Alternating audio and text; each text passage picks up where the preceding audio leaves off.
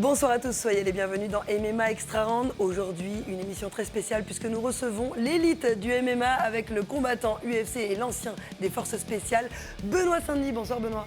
Salut Lucie, salut à tous. Tu as atterri, c'est bon? Tu es revenu de l'UFC Paris un petit peu? Ouais, bah écoute, c'était une expérience incroyable, mais là on commence à dépasser le mois, donc j'ai bien profité de ça et on s'est bien remis au travail et on regarde déjà vers la prochaine échéance. Et on va en parler tout à l'heure dans le cadre de notre interview. Spotlight également à tes côtés, Mohamed Temar, qui est l'ambassadeur d'une action solidaire MMA dans ta ville et qui était également au MMA GP de ce week-end. Bonsoir Mohamed. Bonsoir Lucie, bonsoir Sébastien, bonsoir tout le monde. Et du coup Sébastien, on ne le présente plus, notre chroniqueur émérite, et c'est lui qui va nous débriefer l'actualité du MMA français.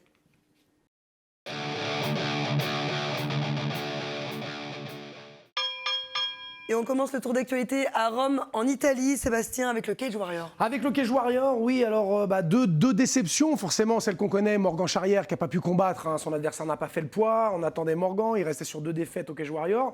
Il a fait une grosse préparation pour ce combat qui lui tenait énormément à cœur, hein, il avait beaucoup à prouver pour essayer de gagner, puis de recombattre pour une ceinture prochainement. Malheureusement, l'adversaire n'a pas fait le poids, bon, on verra pour la suite. Et Awaso qui a perdu la défaite par soumission au premier round contre Jasmine Favero. Elle prend un genou, elle est amenée au sol, elle prend une clé de bras. Malheureusement, déchirure des tendons sur cette clé de bras. C'était son 3e combat pro. Elle restait sur une victoire au Soko FC. J'ai envie de dire bienvenue au Cage Warrior, Awa. Voilà. Elle devrait recombattre assez vite. Les amateurs, en revanche, ont brillé au Cage Warrior Academy. Cage Warrior Academy, oui, par contre, là, il y avait 2 combats. Alors, il y avait plusieurs combats pour le titre, mais il y a 2 Français qui ont pris les ceintures. Axel Alfandari du MNCL qui bat Cameron Stewart par TKO. Un superbe high kick suivi des points, c'était au round 3. Et Benoît Prigent du NR Fight également qui s'est illustré en gagnant à la décision unanime. Les autres Français n'ont pas forcément brillé, mais voilà, on a quand même fait forte impression. Il y a Gianni Colacci qui gagne. Les autres Français, malheureusement, ont perdu, mais voilà, quand même une belle prestation des Français. Et du côté de la France, le MMA GP était de retour ce week-end et ça a été encore un grand moment. Résumé de Lucien Jahan. Oh, magnifique! Oh, super! Et Azarouche qui score. Super!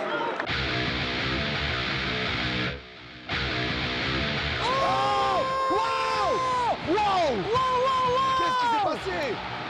Quand on vous dit qu'il n'y a aucune vérité absolue, le MMA c'est ça! Une frappe, un coup, et l'adversaire est au tapis.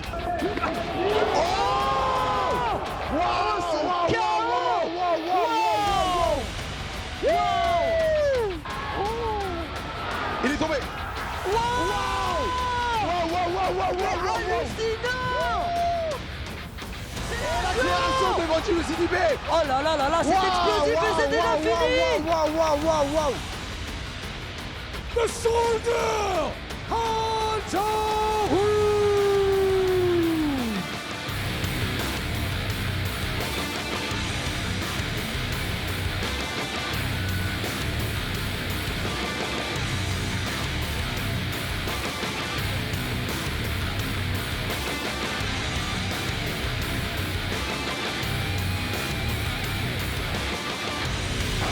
Allez, c'est parti pour le premier round de ce main event. Oh là là, ça part. de la part de Alice. Oh, Aïe aïe aïe aïe. il y a une blessure. Oh, il prend la montée. Il prend la montée, Jérôme Le Banner. Jérôme Le Banner sur le temps. Jérôme Le Banner qui va finir ce combat. Alice qui Qu'est-ce qu'il a fait à Leach? incroyable. Il a tapé Alice. Fin du combat. Fin du combat. Il a abandonné à Leach. Il a abandonné.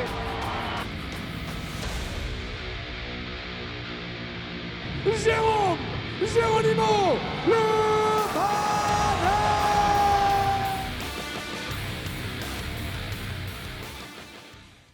Waouh, on en a pris plein les yeux ce week-end. Je viens de me replonger dans cet univers, c'était incroyable. Mohamed, tu as fait partie de l'organisation. Raconte-nous un petit peu les coulisses, parce que là, on voit le résultat, mais en réalité, il y a eu un énorme travail fourni derrière. Il y a du boulot, il y a au moins un mois de travail en amont et sur place, après c'est plus de la logistique, du filage et la gestion aussi des combattants lors de passage. Et on avait aussi un direct en diffusion sur Sport en France, donc c'est du boulot, mais une fois que l'événement a été lancé, ça a coulé tout seul. Ouais. Ça a été sportif. Et alors, on a eu aussi une belle prestation d'Emerson Silva, dont tu as été le cornerman, Benoît. On va revoir la pesée, parce qu'il y a tout un storytelling. C'est-à-dire qu'au moment de la pesée, on a Mathieu Chaumont qui défie littéralement le Brésilien Emerson Silva. Regardez, on va revoir cette image. Mathieu qui accuse un poids de 77 kg et 200 grammes de la Tactical Fighting, messieurs, le face-à-face. Pas ma victoire trop facile. Tu veux mes coachs quoi, ton point? Tu les veux ou pas? Ouais. Je te les offre, si tu veux. C'est bon? Ça marche. On écoutera pour ce combat qui sent la poudre entre Mathieu Chaumont et Emerson de Chartres. Alors pour la petite histoire, pourquoi Mathieu défie comme ça Emerson? Parce qu'en fait, c'est le coach de Mathieu qui a aidé Emerson à perdre du poids. Parce que Emerson est arrivé avec un petit surplus pondéral et du coup, ils l'ont aidé à perdre du poids. C'est pour ça que Mathieu joue un peu là-dessus. Il dit, tu veux mes coachs, je te les donne, parce que comme ils l'ont aidé à perdre du poids. Donc voilà, c'est la petite anecdote. D'accord. Mais en tout cas, la réponse a été plutôt ferme du côté d'Emerson Silva. On va revoir les images de ce chaos foudroyant. Enfin, le chaos, c'était une soumission, pardon. Mais on peut dire qu'il a puni son adversaire. Benoît, tu étais dans son coin. C'était un game plan qui avait été mis en place à l'entraînement ou juste avant d'entrer dans la cage? Ouais, alors c'est rigolo de revoir ces images parce que pendant l'échauffement avec Daniel, il a beaucoup bossé les coups de genoux sautés et les uppercuts en contre. Et moi, je lui ai fait beaucoup travailler la guillotine avec la garde sautée et la guillotine debout, comme ça, un peu à la Marcelo Garcia avec la sortie du coude. Et en fait, il est rentré dans la cage 30 secondes après, c'est ce qui s'est passé. C'est incroyable. Coup de genou sauté et guillotine. Il affrontait un gars qui était très physique. Je connais bien l'équipe de la TFT, je suis ami avec eux. Donc ça, c'est un combat qui s'est fait un petit peu dans la douleur, dans le sens, pour moi, c'était deux copains, les deux combattants. Mais voilà, Emerson, il s'entraîne avec nous, il s'entraîne dur. Et c'est un jeune combattant, Mathieu, et on avait vu une grosse prévisibilité au niveau des entrées des takedowns. Et Emerson, c'est un mec qui a beaucoup d'expérience, beaucoup de métiers, donc on lui a dit, il a fait son job, c'est-à-dire qu'il était détendu et il a appliqué les consignes à la lettre. Et donc l'expérience a parlé ce soir-là, et les mises en place techniques également. Et oui, l'anecdote, elle est très juste, c'est que pour perdre le poids, les derniers kilos, c'est vrai que la baignoire, c'est le top. Et là, Emerson, du coup, a pu profiter de la baignoire parce que comme c'était des combattants de Toulouse, ils ont bénéficié parce qu'il de la n'avait pas de prise en baignoire, charge. Emerson, lui? Pas à la maison, donc du coup, et d'accord. comme c'est un combattant parisien, il n'avait pas pris la chambre d'hôtel. Donc il allait à la chambre d'hôtel finir le poids à la baignoire parce que pour lui, c'était un retour au combat après quelques années d'inactivité. Donc forcément, le cutting, c'est plus le même 5 ans après. Donc il a eu un peu du mal à se remettre là-dedans. Mais voilà, il a fait le poids et le combat a eu lieu. Et je pense que Mathieu, lui, c'est beaucoup d'expérience. Et Anderson, maintenant, on va le faire charbonner parce que Emerson, c'est un combattant qui est dur au mal, qui est complet. C'est ce que tu m'as dit dans la cage. Je t'ai dit, wow, tu m'as dit, il est très dur. Tu fais du sparring. Oui, c'est un bon sparring partner. Et donc, c'est un mec qui est complet. Il n'a aucun gros point faible. Et donc, pour moi, c'est aussi, ça fait partie de mes atouts, c'est de pas d'avoir de point faible. Donc, je pense qu'il ira loin. Alors le MMA GP, c'était aussi l'occasion de voir les derniers mètres de Jérôme Le Banner. C'était la dernière pour lui. Et justement, pour cette occasion, nous avons réalisé un documentaire qui retrace cette dernière étape dans sa vie. C'est donc un documentaire signé Thomas Micou et Louis Delperrier. Et ce sera diffusé dimanche à 19h. C'est un inside. Regardez un extrait. Dans cette 7e édition du MMA Grand Prix, demain, le dernier combat de Jérôme Le Banner. Kiffe. Ouais. Kiffe à mort. Profite. Kiffe. Profite. Prends du plaisir. T'es bien entouré avec des gens qui t'aiment. C'est une place qui se tourne, mais ça fait quelque chose au cœur, bien sûr. Attends, ça fait longtemps. Ça va? Ouais, ça va. Je sais que t'as peur de rien. Vas-y, on est avec toi, mec. Ton dernier combat. Ouais. T'as la maîtrise de toute une carrière. Ouais. Tu montres une posture. Tu montres un déplacement. Ouais. C'est quoi qui va être plus le manquer quand on va arrêter? Ce qu'on vit là. Allez, c'est un grand moment. On ferme une dernière fois les gars. C'est un peu l'adrénaline qui monte, qui descend. Pour faire la glissade, pour prendre le mauvais coup, tu sais. On me dit qu'à 50 mètres, je serai encore là, putain de merde. Hein? Putain.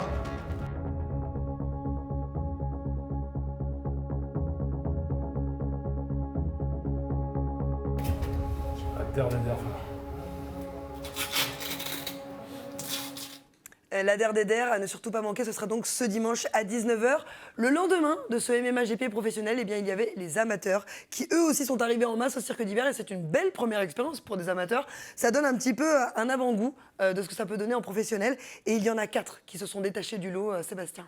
Oui, il y avait 17 combats amateurs, mais il y en a 4 vraiment qui ont marqué les esprits. Alors le premier, c'est Théo Boudin de la Old School Academy. Il est arrivé, il avait 6-0, 6 victoires en 6 combats. Il a fait 2 combats dans la soirée, c'était un tournoi à 3.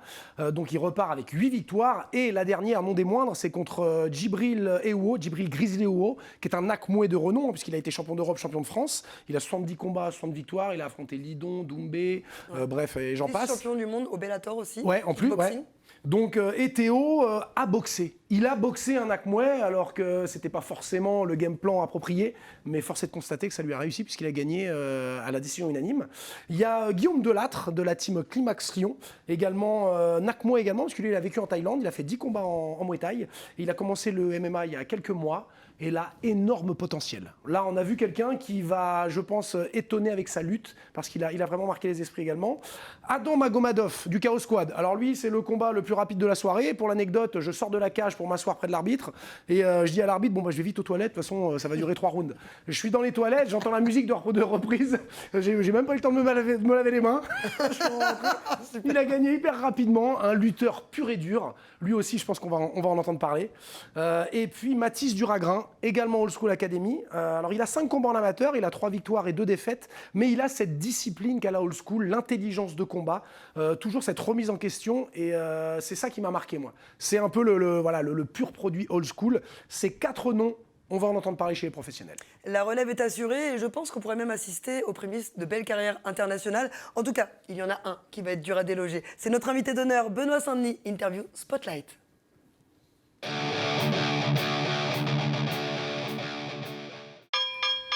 Alors Benoît, on n'avait pas eu le temps de faire le point avec toi sur l'après UFC Paris. Il faut dire que tu as été un petit peu chargé. Il a eu son mariage, son combat à l'UFC Paris, le premier historique, tout simplement, puis la lune de miel. Alors, est-ce que tu es atterri? Je pense que oui, puisque tu es là.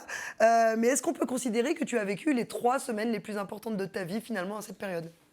Bah, en tout cas, le mariage, clairement, parce que voilà, je suis une personne religieuse et voilà, le mariage à l'église, c'était très important pour moi et ma femme. Et voilà, c'est une belle aventure, pas qui commence, mais qui en tout cas, la route est encore longue, hein, mais c'est plein de bonnes choses qui sont annoncées avec ce mariage. Et puis derrière, enchaîner avec le combat, ça a été un peu fou, parce qu'effectivement, gérer le poids avec l'apérodinatoire du mariage, ça a été compliqué. Alors la pièce montée, j'ai réussi à me limiter à 2 choux, mais c'est au niveau de l'alcool où j'avais un petit peu, abusé. Ah ouais? Mais ça a été. Bah après, ça aide à la déshydratation, je crois, l'alcool. Du coup, j'ai perdu 2 kilos en une soirée. Je pense que ça a été. Alors pour l'anecdote, j'ai même regardé quel alcool était le moins calorique et je trouve que c'était le champagne apparemment. Info à prendre. T'es resté au champagne ou t'as j'ai fait un peu vin rouge champagne du coup. Oui, cutting au champagne. Et ouais, du coup, j'avais 1,2 kg de plus à perdre au cutting du coup. Donc j'étais habitué. Alors en 70, je fais un vrai cutting. Hein. À Vegas, j'avais perdu 4 kg. Mais là, du coup, je me suis retrouvé avec 5,2 kg à perdre en les dernières 24 heures. Donc du coup, c'était un petit peu plus sport. Mais oui, ça a été clairement 2 semaines très importantes pour moi. Et réussir à switcher, c'est-à-dire de passer d'un état festif, romantique, à combattant conquérant, et puis à celui qui marque l'histoire, et puis passer de nouveau à la lune de miel romantique. En plus, je crois que tu étais un petit peu blessé. Oui, alors ça a été combiné à tout ça. En fait, je pense qu'il y a une chose, c'était la blessure. Je ne l'aurais pas eu. Je pense que l'événement se serait encore mieux goupillé. Ah oui, tu avais et aurait été un peu plus simple. Avant. Et ouais, en fait, j'ai eu une infection à l'orteil suite à une opération que j'ai eue sur le tendon. J'avais plus de tendon extenseur, c'est-à-dire que je ne pouvais plus relever l'orteil. Donc j'ai fait mon combat à Vegas comme ça, mais ce qui faisait que j'étais très statique et je ne pouvais plus trop me déplacer dans la cage. Donc je me suis fait opérer après Vegas. Sauf que j'ai dû reprendre l'entraînement au bout d'un mois, une semaine, parce que Paris s'approchait. Et malheureusement, je me suis infecté. Et donc, en fait, j'ai fait le camp dans la pire forme de ma vie. Ça a été très, très dur pour moi, mentalement. C'est-à-dire que ça a été un camp uniquement professionnel. J'ai pris aucun plaisir dans ce camp. Mais je me suis forcé parce que l'événement en valait la peine. Et on a dit de toute manière, ça passe ou ça cache. Je suis parti en Bulgarie 2 semaines avant mon mariage pour une dizaine de jours. Donc c'était le début de mon camp en fait, parce que je venais de récupérer de l'infection. Et bon, voilà, c'est passé en chaussures de lutte. Hein. Tout l'entraînement, toute la prépa a été faite en chaussures de lutte pour éviter d'accentuer. Mais bon, premier kick que j'ai envoyé, l'orteil s'est réouvert à l'endroit de l'opération. Et j'ai eu 5 points de suture après le combat parce que l'orteil était coupé jusqu'au tendon. Ah ouais. Et suite à ça, rééducation après le combat. Et effectivement, la lune de miel n'a pas été gâchée, mais effectivement, j'ai fait la lune de miel en béquille. Donc c'était un petit peu, ouais, les 4 premiers jours étaient un peu chiants. Ouais, mais il n'y a qu'avec toi qu'on On peut voit faire des ça. trucs en béquille. Après, bon. C'est vrai. Non. C'était embêtant juste pour les balades, mais on avait choisi une match. La Après, les randonnée, on a détails, remis. Benoît, attends. Alors, moi, je me souviens de cette image au moment où tu arrives dans la cage et tu fais ce mouvement. Et là, on te sent complètement habité par le combat, habité même par l'énergie collective. Tu peux nous dire ce que tu as ressenti à ce moment-là? Parce que tu avais vraiment l'air transcendé, en fait. Bah en fait, c'est pour ça que je voulais pas louper cet événement. C'est que je savais qu'il y aurait une énergie incroyable et c'était un événement historique pour le MMA français en général, et avoir l'honneur et la chance de pouvoir en faire partie.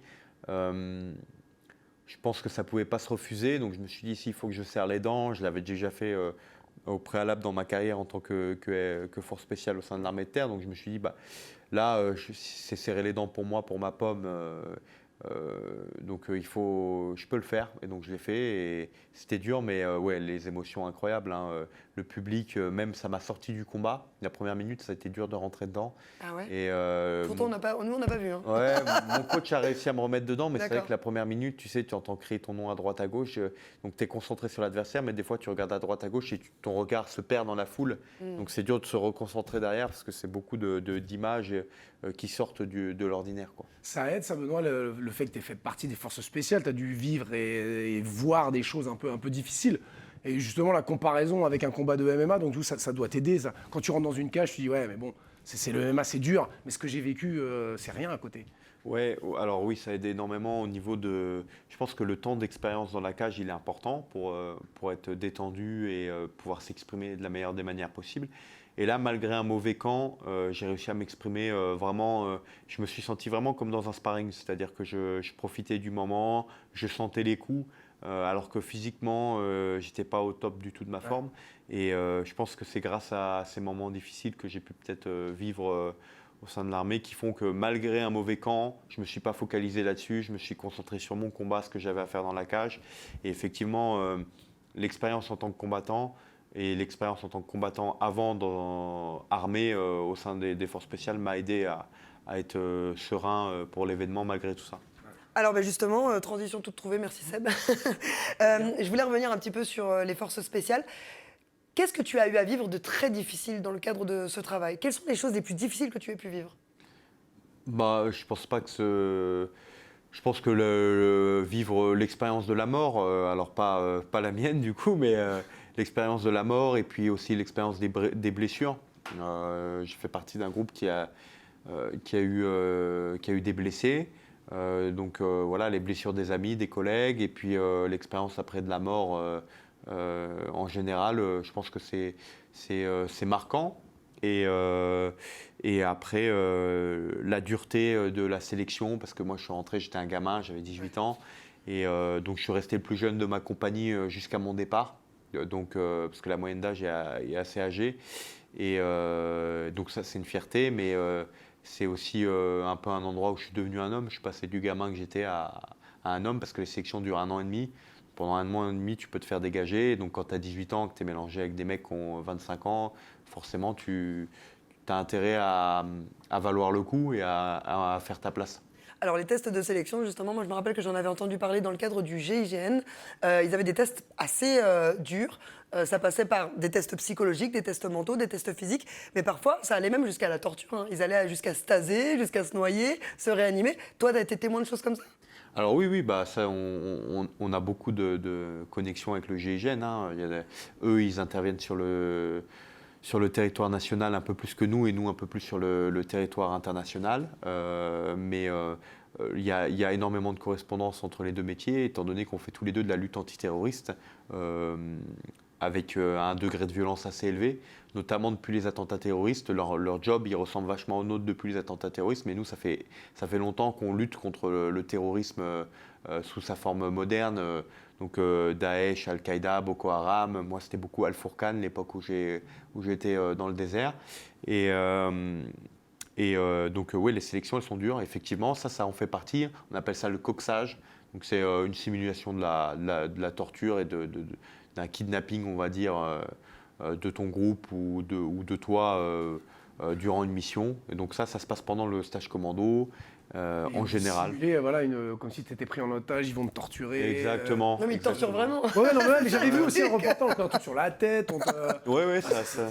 Ouais, Ah non, mais la noyade, ça me il y fait a tellement ça. peur. Effectivement, ça. Alors, par contre, pour moi, je trouvais pas que c'était le moment le plus dur de la sélection. Il y avait des moments physiquement où il fallait être. Je trouvais que les moments les plus durs de la sélection, c'était vraiment les moments où, un peu comme dans le combat, il faut être intelligent malgré la fatigue. C'est ça que je trouve qui est difficile pour un force spécial, c'est-à-dire que malgré ces moments de fatigue et tout, prendre les bonnes décisions sous fatigue. Rester Parce lucide qu'en soi, dans le on sait très bien quand même que ça reste une simulation, bien sûr. donc c'est douloureux, mais tu sais que normalement, tu ressortiras de là avec tous tes orteils et tous tes doigts, quoi. Ouais. Ce qui est peut-être pas le cas en réalité.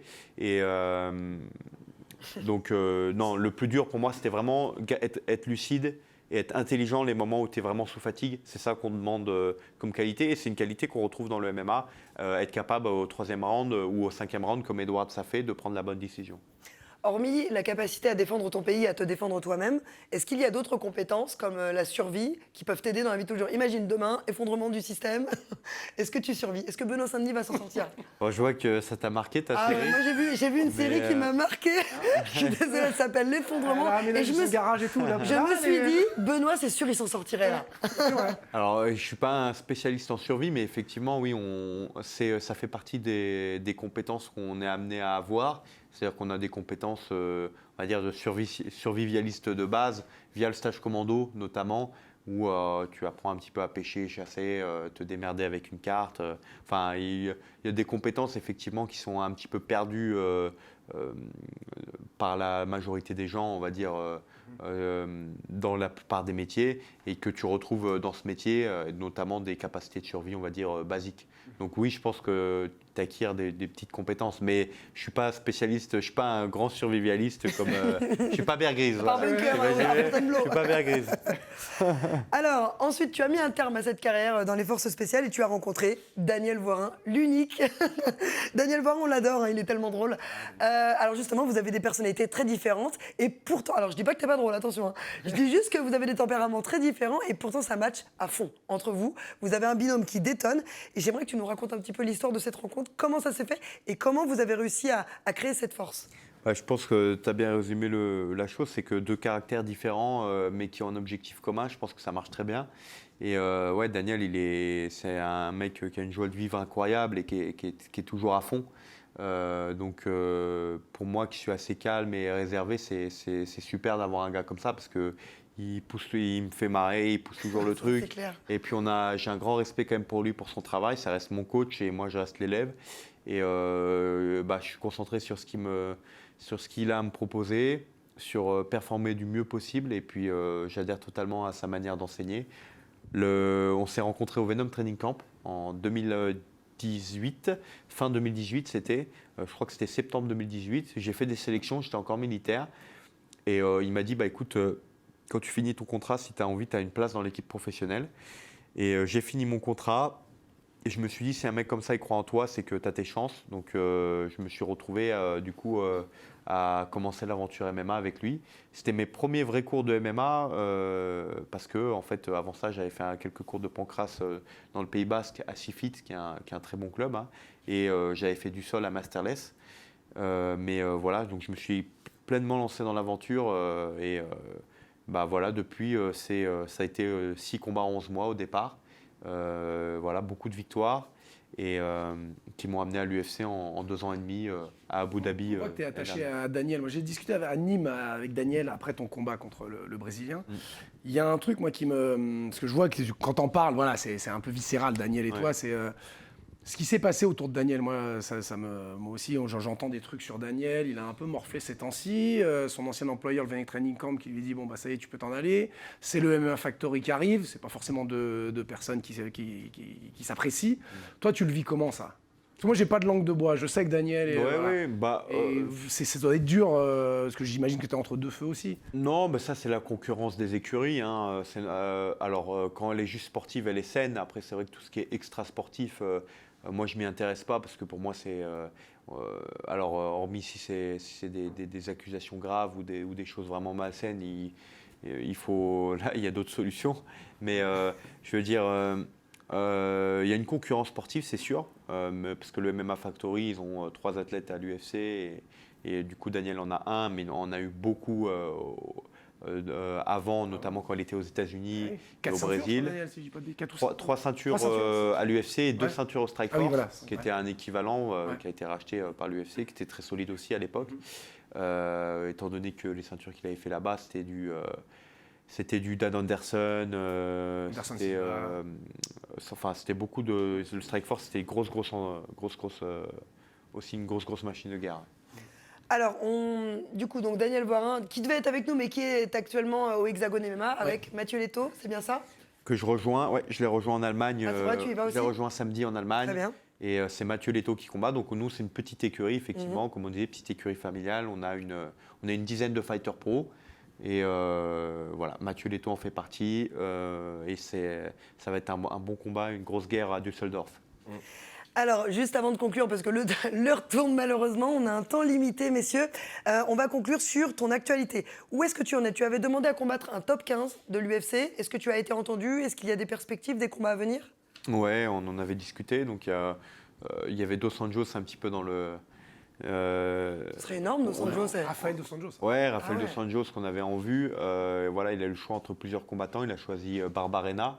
Donc c'est pas Dos Anjos qui se fera, mais il remonte d'ailleurs en welterweight. Mais clairement, j'aimerais prendre un top 15 et décembre ou janvier.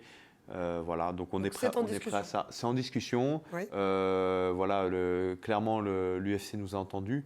Maintenant, est-ce qu'on aura un top 15? Peut-être que ce sera un top 30, un top 20. Parce que c'est vrai que c'est une KT qui est vraiment bondée. Mais en tout cas, le côté décembre-janvier, j'espère que ça va le faire et je pense que ça le fera.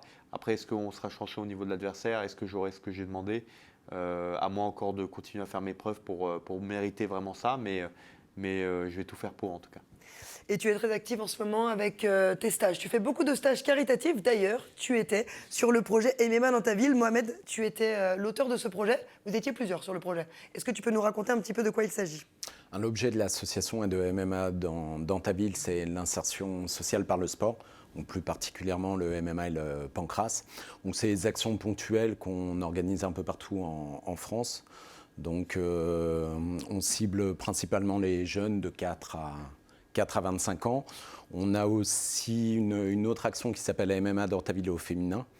Donc, par exemple, en 2020, on a fait un mois, on a fait un partenariat avec 70 clubs dans toute la France et les personnes pouvaient se présenter dans n'importe quel club et pratiquer gracieusement la discipline. Donc, ça permettait à des personnes qui pratiquaient d'inviter des copines. Et puis voilà, donc il y a des clubs suite à ce type d'action qui ont ouvert une section féminine. Ah, c'est bien ça. Donc voilà, il y a que du positif. Et même dans ta ville, dans le concept, donc sur action ponctuelle, on invite une personnalité du MMA. Donc là, en l'occurrence, c'était Daniel Voirin et Benoît Saint-Denis. Et une personnalité publique, ça peut être un youtubeur, un comique, un comédien. Et justement, tu nous as ramené les images. On va y jeter un coup d'œil, parce que vraiment, ils en ont pris plein les yeux, les petits. Regardez. Bonjour les enfants, ça va? Est-ce que vous êtes en forme? On est venu à l'invitation parce que aujourd'hui il y a une belle initiative, MMA dans ta ville. Et il y a deux personnes très importantes qui ont voulu vous rencontrer. Je crois que vous allez participer un peu de temps avec eux. Et donc nous, on voulait les remercier de nous faire l'honneur de venir à Grigny, parce qu'on aime bien recevoir des gens à Grigny, pas pour moi, mais surtout pour vous, parce que c'est votre sport préféré, en tout cas votre discipline. Vous allez pouvoir parler, échanger. Alors déjà les enfants, est-ce que vous connaissez le MMA ou pas? De beaucoup de travail. En fait, c'est du haut niveau. Du haut niveau, vous avez vu le football, vous regardez le football, c'est pareil quand vous regardez le PSG jouer contre Marseille, c'est des gens qui ont le même niveau. Alors, quand moi j'étais petit, j'ai fait du judo un petit peu. J'ai fait un petit peu de judo, j'ai fait du foot aussi. J'ai fait du foot et du judo quand j'étais gamin. Et juste pour m'amuser, le judo, vraiment, j'étais pas autant passionné par le judo que je le suis par le MMA. Donc je m'entraînais 1 à 2 fois par semaine pour m'amuser.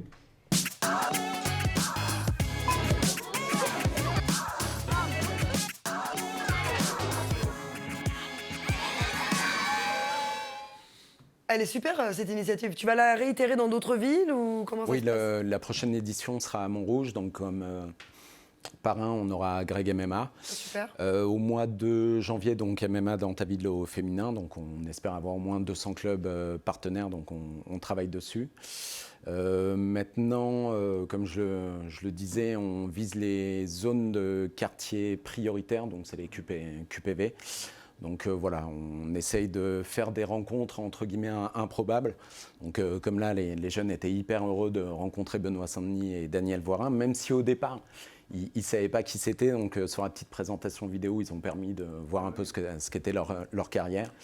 Et par la suite, on organise un petit débat derrière. On les sensibilise aussi au harcèlement scolaire. Et puis voilà, on mène plein de petites actions comme ça. Qui est-ce qui finance tout ça? C'est l'État? Non, pour l'instant, c'est moi. Je n'ai pas fait de demande de subvention, mais c'est avec mes deniers. Et bravo. là, justement, je vais... Ouais, bravo. Ouais, bravo à toi, vraiment, si on avait plus d'hommes comme toi, ce serait vraiment super. Alors, la grosse actualité à venir du côté de l'UFC, c'est Manon Fiorot, Sébastien. Manon Fiorot, qu'on n'a pas vu à Paris, malheureusement, à cause de sa blessure. Donc, on a hâte de la retrouver là, pour cette UFC 280 à Abu Dhabi. Elle va combattre l'expérimentée américaine Chookagian, qui a 18-4. Donc, c'est un combat très important pour Manon parce que si elle gagne, elle peut demander éventuellement un combat pour le titre contre Shevchenko. Et si jamais, le combat, elle gagne, mais ça ne se déroule pas forcément comme elle voudrait, elle pourrait demander également de combattre l'américaine Lauren Murphy. Lauren Murphy, voilà, j'avais plus son nom.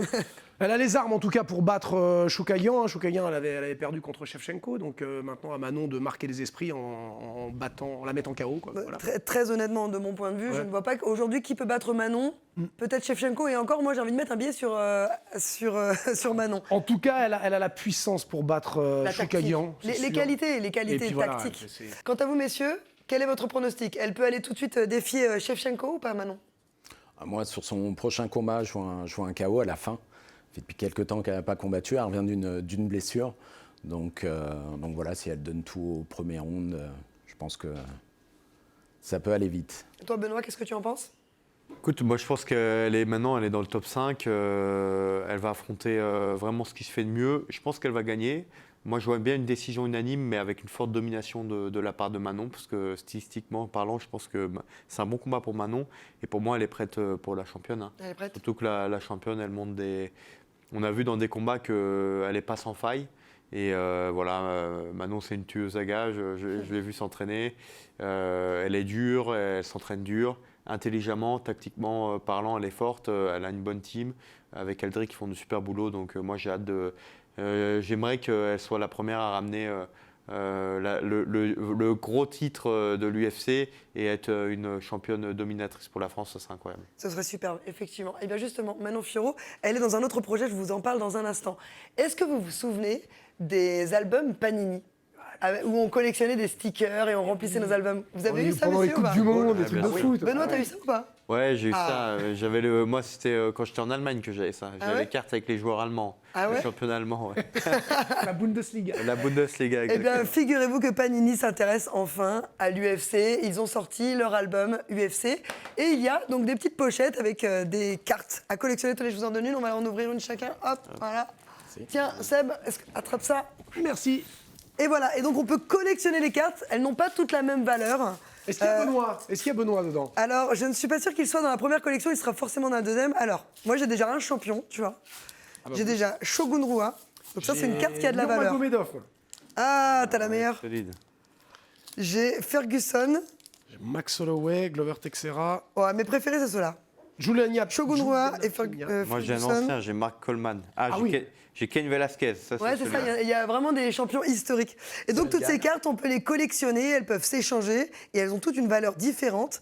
Et donc, voilà, Panini a lancé son album UFC, et justement, Manon Fiorot, elle est dedans, Cyril Gann est dedans. Ils ne sont pas encore tous dedans, mais ça, c'est une affaire à suivre, bien évidemment. Cyril Gann. Ah, tu es Cyril Gann, regarde le vénard. Matthews. Oh, Matthews. Eh ben, belle collection. Ah Toi, ouais, belle collection. Ouais, belle collection, belle collection. Il a la main chanceuse. Donc, pour récompenser nos téléspectateurs qui sont fidèles, parce que vous l'êtes de plus en plus, sachez-le, merci beaucoup pour ça d'ailleurs, eh bien, on souhaitait vous faire gagner un album Panini, donc 7 albums, et avec plein de pochettes de collection que vous pourrez échanger avec d'autres fans de l'UFC. Pour cela, c'est simple, il vous suffit d'aller sur la page Instagram de Sport en France, vous allez sur le post qui est dédié à cette émission, et vous dites tout simplement « Je participe au jeu concours ». Panini x UFC, on vous donne toutes les consignes, ne vous inquiétez pas. Et puis on vous tirera au sort, vous avez une semaine pour jouer. Voilà, et bien sur ces belles paroles, et puis sur ce petit cadeau, eh bien, je vous propose qu'on se quitte. Merci beaucoup Benoît d'avoir fait le déplacement, c'était trop cool. Avec grand plaisir. Tu reviens quand tu veux, bien sûr, on veut tout savoir. Hein. Dès que tu as une date, tu nous la donnes, d'accord? Bon, bah, vous serez informés, il n'y a pas de souci. Mohamed, merci pour ces belles initiatives, continue parce que vraiment ça fait du bien au MMA. Et puis Seb, bientôt aussi tu fais beaucoup de bien au MMA avec ta voix. Merci, merci. Allez, merci à tous pour votre fidélité, merci aux équipes de Sport en France, merci Lucien Géant, merci tout le monde, bye, ciao.